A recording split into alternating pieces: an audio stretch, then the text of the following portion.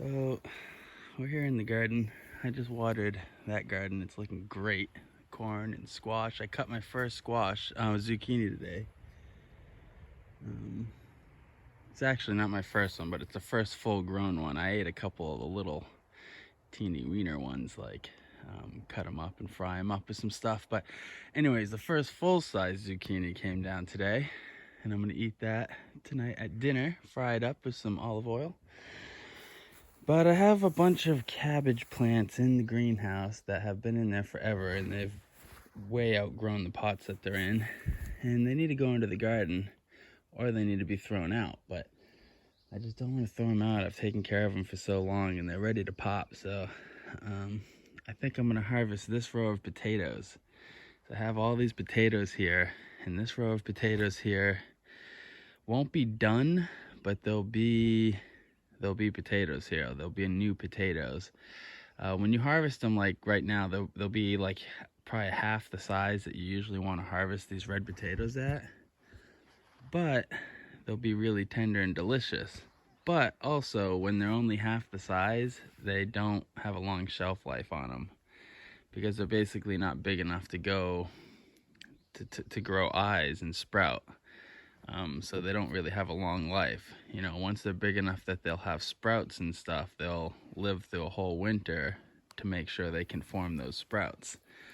But when you harvest them really small, sometimes they don't care about all that, you know. They just they shrivel up pretty much and get ruined after only like 3 or 4 weeks. But for the next 2 weeks, they'll be really good. So we're gonna harvest all these and have some mini new potatoes, and then I can start eating potatoes again. I'd like to start frying potatoes up with some of the green onions I'm growing. So I'm gonna pull them up, put them in that paper bag right there, and we'll see what I get from this really early row.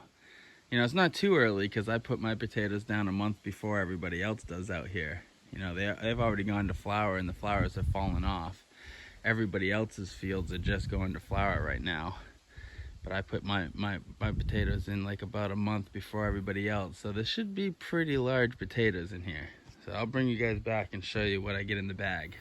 Well, this is just the first one. So that's looking pretty good actually.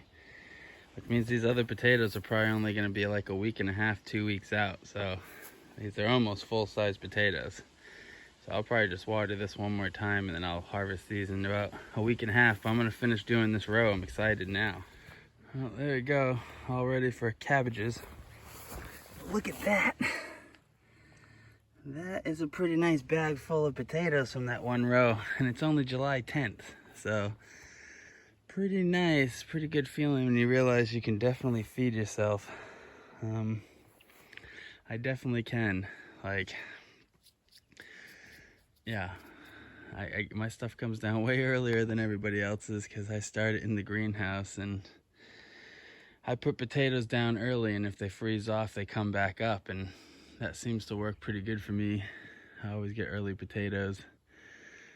So yeah, I'm able to come up with a lot of calories pretty early in the summer.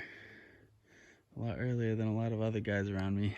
So if I was in California still, I would just be able to produce food all year round and definitely be crushing it all the time.